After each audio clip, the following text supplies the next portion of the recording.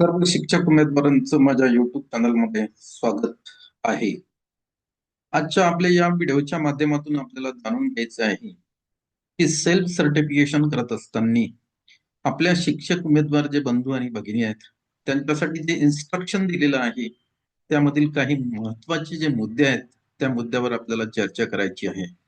मित्र, हे जर महत्वाचे एवढे मुद्दे आहेत की याच्यामध्ये जर आपल्याकडनं काही चूक झाली तर आपण निवडीपासून वंचित राहू शकतो. म्हणजे जे काही आपलं शिक्षक उमेदवारपदी आपली जर नियुक्त होणार असेल आणि आपल्याला टॅटचा स्कोर चांगला आहे, परंतु सेल्फ सर्टिफिकेशन मध्ये जर काही चूक झाली तर तुम्हाला नियुक्तीपासून वंचित करू शकतात.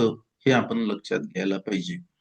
म्हणून माझी आपले जे शिक्षक उमेदवार बंधू आणि भगिनी आहेत त्यांना एक कडकडीचं आव्हान राहील की सेल्फ सर्टिफिकेशन करण्यापूर्वी ज्या काही तुम्हाला दिलेल्या सूचना आहेत त्या सूचनांचं तंतोतंत पालन करा आणि सेल्फ सर्टिफिकेशन करण्याची घाई करू नका. स्वप्रमाणपत्र करण्याची आपल्याला घाई करायची नाही, कारण स्वप्रमाणपत्राचा अर्थच तो आहे की स्वतः स्वतः ते सेल्फ सेल्फ सर्टिफिकेशन आपल्याला करायचं आहे आणि स्वतःची अचूक माहिती स्वतःच द्यायची आहे. त्याला म्हणतात सेल्फ सर्टिफिकेशन.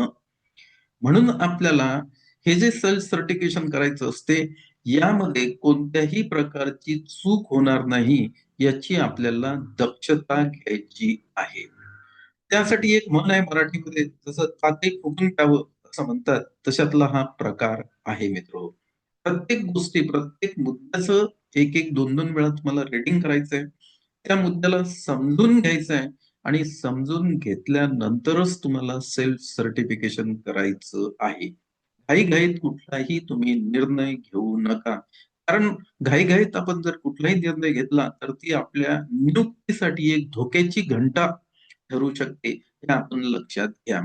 तर आज आपल्याला ज्या काही आपल्या शिक्षक उमेदवारांसाठी त्यांनी इन्स्ट्रक्शनचं जे काही परिपत्रक काढलेलं आहे त्यावर आपल्याला चर्चा करायची आहे. तर मी त्याच्यामधले काही जे मुद्दे आहेत ते आपल्या शिक्षक उमेदवाराच्या दृष्टिकोनातून महत्वाचे आहेत. त्याचं जे पेज आहे ते आता या स्क्रीनवर शेअर करतो आहे आणि त्याचं आपल्याला रीडिंग करायचं आहे.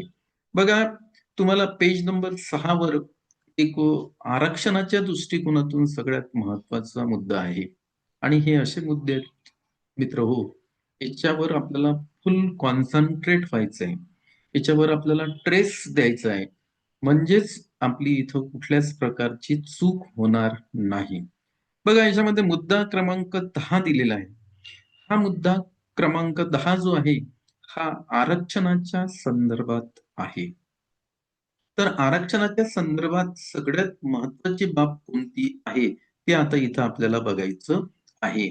आरक्षित प्रवर्गाचा दावा करणाऱ्या उमेदवाराकडे अनुसूचित जाती, अनुसूचित जमाती, खुल्या प्रवर्गातील महिला वगळून उन्नत व प्रगत गटात मोडत नसल्याचे प्रमाणपत्र नॉन क्रिमिलियर प्राप्त असणं आवश्यक आहे. हे मित्र फार महत्वाचं आहे. त्यांनी सांगितलेलं आहे की अनुसूचित जाती, अनुसूचित जमाती आणि खुल्या प्रवर्गातील महिला यांना नॉन क्रिमिलियरची गरज नाही.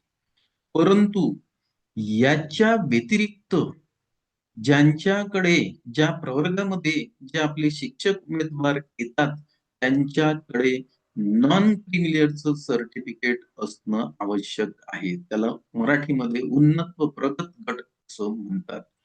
मग या नॉन क्रिमिलियरच्या सर्टिफिकेटसाठी तुम्हाला माहित आहे की आपल्याला उत्पन्नाचा दाखला सुद्धा लागतो. पटवाऱ्याकडे जावं लागते, त्याच्याकडून आपल्याला उत्पन्नाचा दाखला घेऊन सगळे कागदपत्र घेऊन तुम्हाला सेतूवर जाऊन तुम्हाला नॉन क्रिमिलियर सर्टिफिकेट काढावं लागते. आता बरेचसे जे काही आपले उमेदवार आहेत, शिक्षक उमेदवार, त्यांनी या अगोदर सुद्धा नॉन क्रिमिलियर सर्टिफिकेट काढलेलं आहे. परंतु मला तुम्हाला सांगायचं आहे की नॉन क्रिमिलियर सर्टिफिकेटला व्हॅलिडिटी असते, हे लक्षात घ्या.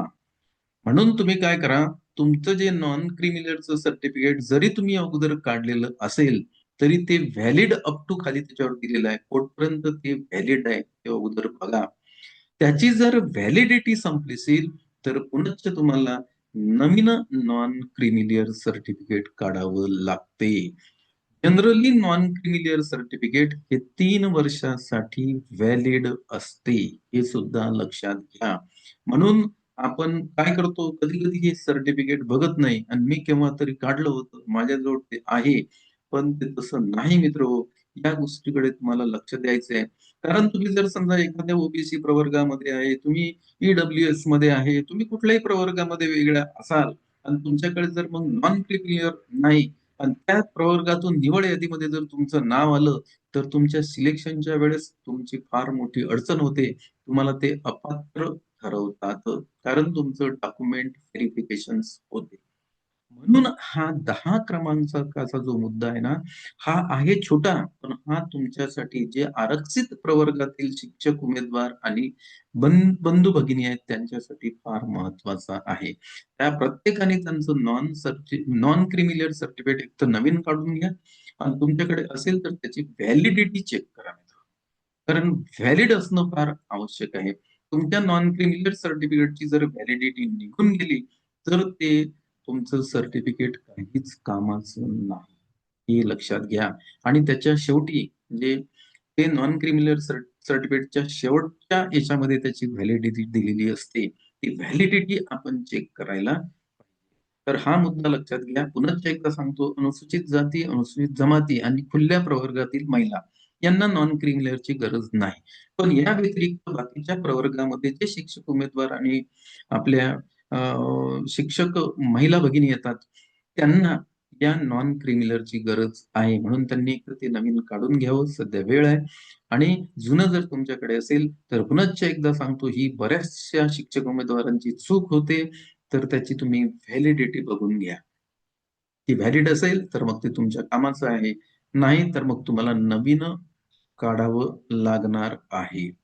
हा झाला एक भाग. तो झाला आरक्षित प्रवर्गामध्ये जे आपले शिक्षक उमेदवार येतात त्यांच्या नॉन क्रिमिलियर सर्टिफिकेटचा हा सर्वात महत्वाचा भाग आहे. म्हणून मी याला वारंवार ट्रेस करतोय. याच्याकडे मी तुमचं लक्ष वळवतोय. हे आपण लक्षात घ्यायला. त्याच्यानंतर 11 नंबरचा जो मुद्दा आहे तो सुद्धा महत्वाचा आहे. प्रस्तुत पदभरती करता सन 2025-26 या वित्तीय वर्षासाठी ग्राह्य असलेले उन्नत व प्रगत गटात मोडत नसल्याचे प्रमाणपत्र उमेदवारांनी सादर करावे. हा सुद्धा एक महत्वाचा याच्यामध्ये आहे. प्रस्तुत पदभरती करता सन 2025-26 हे आलं पाहिजे मित्र त्याच्यात. हे जर नसेल तुमच्याकडे याचं उत्पन्न त्याच्यात घेतलेलं, तर तुमच्याकडे जे सर्टिफिकेट आहे ते असूनही काही फायदा नाही. कारण 25-26 या वित्तीय वर्षासाठी ग्राह्य असलेले उन्नत व प्रगत गटात मोडत नसल्याचे प्रमाणपत्र नॉन क्रिमिलियर उमेदवारांनी सादर करायचे आहे. कोणत्या वर्षातले? तर 25-26 या वर्षातले. म्हणून प्रत्येकाने जर असेल तरीही नवीन काढून घ्या, अशी माझी तुम्हाला एक म्हणजे या व्हिडिओच्या माध्यमातून एक तुम्हाला आग्रहाचं एक हे राहणार आहे तिथं, की तुमच्याकडे हे सर्टिफिकेट असणं आवश्यक आहे. आणि मॅक्झिमम आपले जे शिक्षक उमेदवार आहेत ना, ते या गटात मोडतात. हे सुद्धा उल्लेखनीय आहे. पुढं त्यांनी असं दिलेलं आहे बघा, 12 नंबरचा मुद्दा सुद्धा आपल्याला महत्वाचा आहे.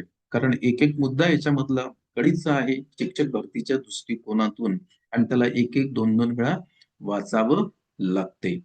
आर्थिक दुर्बल घटकातील उमेदवाराकडे उन्नत व प्रगत गटात मोडत नसल्याच्या प्रमाणपत्राची आवश्यकता नाही.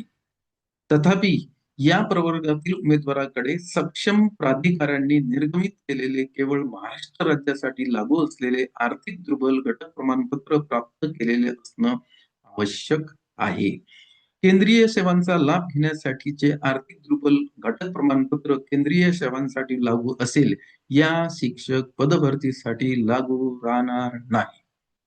हे सुद्धा एक महत्वाचं आहे. त्यांनी सांगितलं की जे काही आपले शिक्षक उमेदवार आहेत त्यांना आर्थिक दुर्बल घटकातून म्हणजे जे येतात आणि त्यांच्याकडे जर उन्नत व प्रगत गटात मोडत नसल्याचे प्रमाणपत्राची आवश्यकता नाही. म्हणजे नॉन क्रिमिलियरच्या सर्टिफिकेटची त्यांना गरज नाही. परंतु त्या उमेदवाराकडे सक्षम प्राधिकाऱ्यांनी निर्गमित केलेले केवळ महाराष्ट्र राज्यासाठी लागू असलेल्या आर्थिक दुर्बल घटक प्रमाणपत्र आवश्यक आहे. म्हणजे महाराष्ट्र राज्य जे काही समजा प्राधिकाऱ्यांनी निर्गमित केलेलं आर्थिक दुर्बल घटकाचं प्रमाणपत्र त्यांच्याकडे असणं आवश्यक आहे.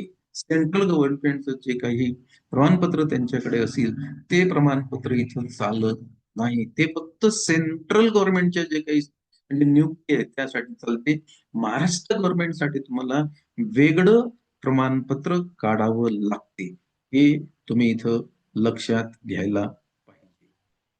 पुढं 13 नंबरच्या एका मुद्द्यावर आणखी मला थोडंसं म्हणजे हे करायचंय, तुमचं लक्ष वळवायचं आहे. कारण हाही मुद्दा माझ्या दृष्टिकोनातून आणि शिक्षक उमेदवारांच्या दृष्टिकोनातून फार महत्वाचा आहे.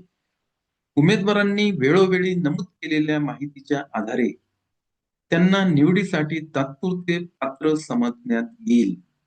स्वप्रमाणपत्रामध्ये पात्रतेविषयक माहिती मूळ कागदपत्र प्रमाणपत्राच्या आधारे संबंधित व्यवस्थापनाकडून तपासण्यात येईल व मूळ कागदपत्राच्या आधारे पात्र आढळून आल्यानंतरच उमेदवारांची निवड निश्चित होईल. अन्यथा अपात्र उमेदवारांची निवड कोणत्याही टप्प्यावर रद्द करण्यात येईल व असा उमेदवार योग्य त्या कायदेशीर कारवाईस पात्र ठरेल. सॉरी मित्रांनो. बघा, उमेदवारांनी वेळोवेळी नमूद केलेल्या माहितीच्या आधारे म्हणजे स्वप्रमाणपत्रामध्ये जी काही माहिती आहे, तुम्हाला जी माहिती नमूद करायची आहे ती स्वतःच नमूद करायची आहे. ती माहिती तुम्हाला खरी नमूद करायची आहे, खोटी माहिती तिथं नमूद करायची नाही.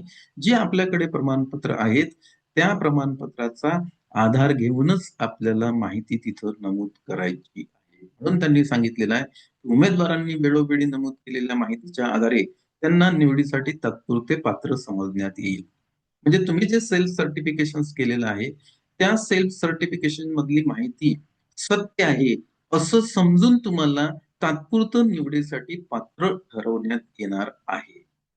परंतु तुमची निवड यादीमध्ये तुमचं नाव आल्यानंतर जे काही सक्षम अधिकारी असतात त्यांच्या समक्ष जाऊन तुम्हाला तुमच्या सेल्फ सर्टिफिकेशन मध्ये जे डॉक्युमेंट्स तुम्ही अपलोड केले त्या डॉक्युमेंट्स आणि तुमच्याजवळ असणारे डॉक्युमेंट्स याची सत्यता पडताळून पाहिल्या जाते.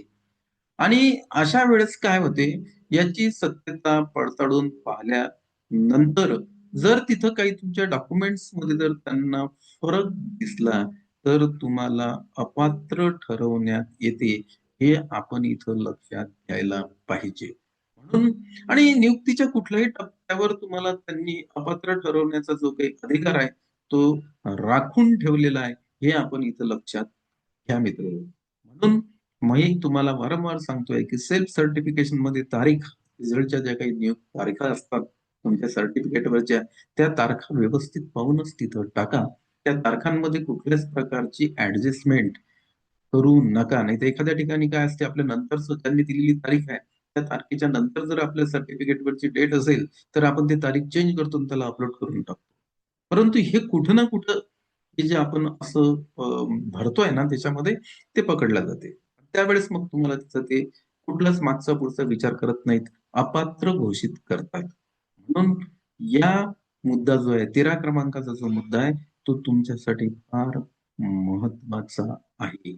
13 क्रमांकाच्या मुद्द्याचा जर आपण विचार केला तर या मुद्द्यावरून सारांश मध्ये एकच लक्षात येते की तुमच्याकडचे जे सर्टिफिकेट आहेत व्हॅलिड जे सर्टिफिकेट आहेत तुमच्याकडे तेच तुम्ही त्या सर्टिफिकेटच्या आधारावर तुम्ही सेल्फ सर्टिफिकेशन करा.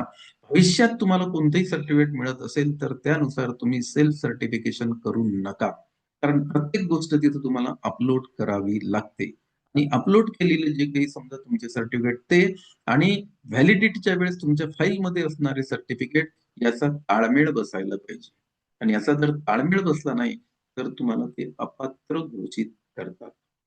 त्या प्रकारे आपण आपल्या या व्हिडिओमधून काही जे मुद्दे आहेत म्हणजे जे इन्स्ट्रक्शन दिलेले आहेत त्यामधल्या काही मुद्द्याचा आपण इथं विचार केलेला आहे. आणखी बरेचसे याच्यामधले मुद्दे आहेत त्याचा सुद्धा आपण म्हणजे त्याच्यावर सुद्धा आपल्याला आपल्यासोबत व्हिडिओच्या माध्यमातून चर्चा करायची. चर्चा आपल्याला आवडली असेल तर या व्हिडिओला लाईक करा. आपण माझ्या युट्यूब चॅनलवर जर नवीन असाल तर याला सबस्क्राईब करा.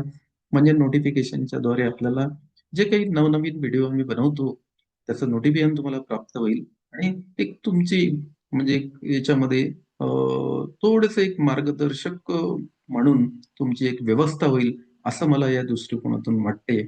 तर आजच्या या चर्चेला मी इथं पूर्णविराम देतो. धन्यवाद मित्रांनो.